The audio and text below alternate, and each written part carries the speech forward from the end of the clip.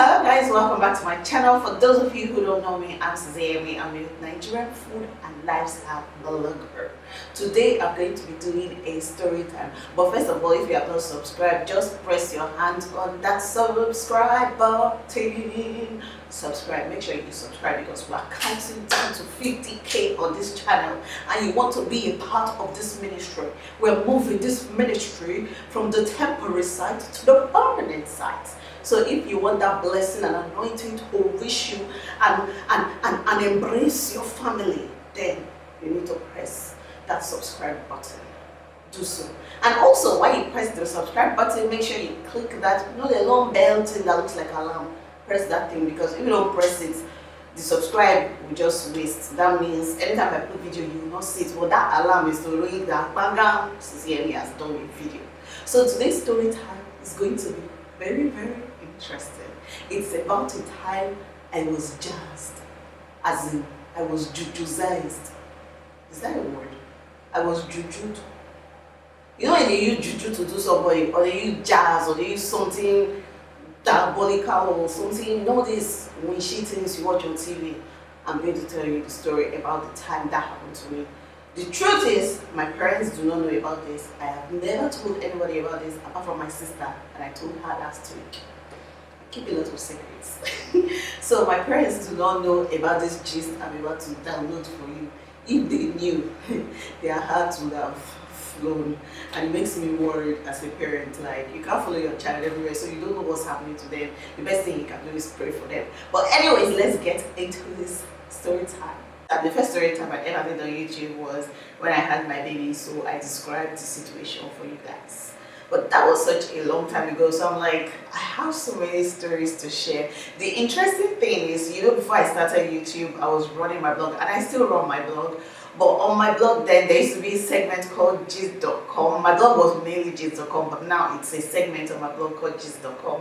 And what that used to be was stories that I used to write in pidgin. So if you are somebody that are interested in pidgin gist, you better go and check it out. You will love them. I was reading some of the stories a few days ago and I was just laughing. I was like, oh my god, where I write all this kind of things now? Anyways, make sure you check that out. So this was like when I was a teenager, I was living in worry. I think I was maybe 15 or so. Your parents always tell you, when you're walking on the road, don't talk to strangers. Anywhere you're going, don't, if strangers say hi, you turn the other way. But there's something about me, I am naturally curious. Even after they don't tell me, say don't talk to strangers, I know the year word. Like, I know the year word. So that day, I was coming back, I've been home, I was back from school, then I was going to my mom's store. So my mom has this shop at this store where my mom has done a lot of things. Well, at that time, she was a tailor. So she had this tailoring store. And instead of me to pass the main road to the tailoring store, I decided to pass corner, you pass back road. I decided to pass back road because I felt the back road was more interesting. There was something I loved doing then, which was catching abaka. If you don't know what abaka is grasshopper. Those things stink. When I think of it as an adult, I'm like, oh, why did I love catching abaka? Catching abaka was my hobby. I had like big jars where I used to catch different colors of abakas. Like I used to enter inside the bush to catch abaka, and that's why I have like a lot of scars on my legs, because you can't enter bush and something will not bite you or something will not scratch you. Anyways, so as I was walking inside the bush, I just did walk up. They go. This guy just stopped me. I said, guy, man. So this man stopped me, and see, after they told me don't talk to strangers, I was just like, good afternoon, sir. And he said, I didn't even know how the gist started. This man just started telling me about my life, my history, my parents, my siblings. I was like, sure, this guy knows everything about me. I didn't know everything about me. I was dumbfounded. That was my first experience about, somebody telling me something about me. I was like, shucks. Tell me something. You mean my father is this wonderful? I was listening. The man was now like, it's like you don't believe me. For you to believe me, let me tell you what to do. I was like, oh God, tell me. Curiosity killed the cat, So this guy was like, open your hand and look at the hand. I opened the hand. It was like spit inside. I was like, spit inside my hand. Which kind of yama is this one? It was like, I say spit inside. I was like, okay. So I spat in my palm. Ladies and gentlemen, you will not believe this spit came from under. See, this is not film trick. I spat here and the spit came from under. Like, I don't know the jazz this guy did. I was just like, God, oh, I don't die today. Like, I was so scared. He was like, you see, everything I'm telling you is the truth. Now, what I want you to do. The funny thing is, as the guy was talking, I think at that moment he thought like he had mesmerized me or whatever it is he was supposed to have done. But my head was still thinking, my medulla oblongata was still calculating and calculating. I was like, this guy is trying to do something to me and I need to be alert. So I was alert. But my head was still doing bang, bang, bang, bang, bang because of the spits that came outside. Sure, have you seen that kind of thing before? Anyways, the guy was like, what I want you to do now is go to your house. In your father's room, there is more money there. Bring it. Don't tell anybody as you are going. Don't talk to anybody. Don't greet anybody. And when you bring the money, come back straight. If you don't come back, you are going to die. You are going to this. You are going to Bobo that. I was like, eh? What? I don't eat that today. So I was like, okay, sir.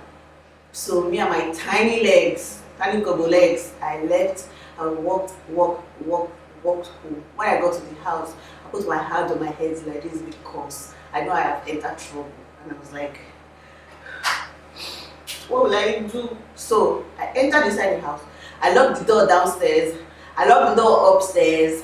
I went to the room. I actually went to my father's room and checked, but of course there was no money there. I knew there was no money, so I was like, why is this guy bothering himself? There's no money in this house. What does he want me to do? I think my auntie or somebody was at home. I told the person, please, I beg you in the name of God, if I tell you, say, I won't waka comot for here, or if you see me use this my two leg, waka comot for this house, call police or call daddy or do something or hold me, tie me down, because I was so scared that what if I lost my senses and somehow I just carry our television, our radio, carry sofa on my head and start going to give the guy. And I was so petrified. I did not go anywhere. I sat inside my house and in my mind I was like, that man will be waiting for me. Oh God, hope when I sleep this night I will wake up tomorrow morning. Like, I was so scared. But the interesting thing is, that was the end of the gist. Like, nothing happened. I was so thankful. I was so thankful, because I've heard of people's stories that by the time they got to their house, their father kept like 2 million in the house and they gave the 2 million to the jazz guy. So I'm so happy that the jazz did not catch me. My parents' prayers were working, because my father used to pray every morning. They wake us every morning. That's something my dad used to do that I really admire, and for me it's even difficult. Like, wake everybody. If you dare sleep, they will use bed to knock your head. Like, you dare not sleep when we are doing morning prayers.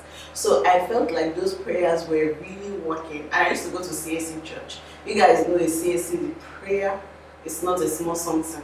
The kind of prayer that if your enemy see from afar, they will respect themselves and stay calm. That was the kind of prayer. So I was just so grateful that nothing bad happened to me, apart from the fact that the spit entered here and came out of here. So when people say things like, oh, I don't believe in the devil, I don't believe in supernatural things, now you sabi, because I don't see things with my eyes. Spit came from my palm and came under.